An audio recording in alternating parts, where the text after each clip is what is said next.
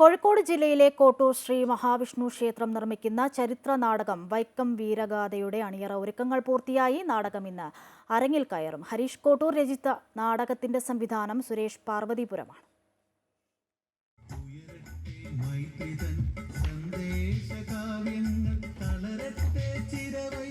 കോഴിക്കോട് ജില്ലയിലെ കോട്ടൂർ ശ്രീ മഹാവിഷ്ണു ക്ഷേത്രം നിർമ്മിക്കുന്ന ചരിത്ര നാടകം വൈക്കം വീരഗാഥ ഇന്ന് അരങ്ങിലെത്തും. ഹരീഷ് കോട്ടൂർ രചിച്ച നാടകത്തിന്റെ സംവിധാനം സുരേഷ് പാർവതിപുരമാണ്. നമ്പ്യാതിരി കാഴ്ച നശിപ്പിച്ച ആമചാടി ദേവൻ, രാമൻ ഇളയത്, പിന്നെ ഇക്കഴിഞ്ഞ ദിവസങ്ങളിലെ കൊടുമർദ്ദനങ്ങളിൽ ജീവച്ഛവങ്ങളായി തീർന്ന മറ്റനേകം പേർ. നാടകത്തിന്റെ ഫസ്റ്റ് ലുക്ക് പോസ്റ്റർ സംവിധായകൻ ഹരിഹരനാണ് പ്രകാശനം ചെയ്തത്.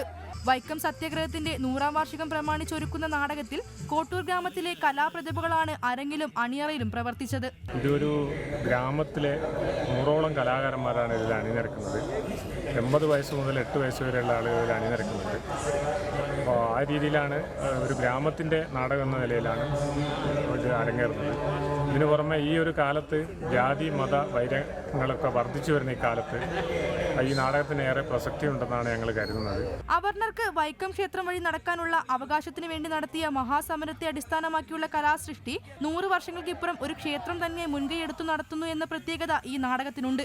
കോട്ടൂരിൽ നാടകം അരങ്ങേറുമ്പോൾ കാണാനുള്ള ആകാംക്ഷയിലാണ് നാട്ടുകാർ.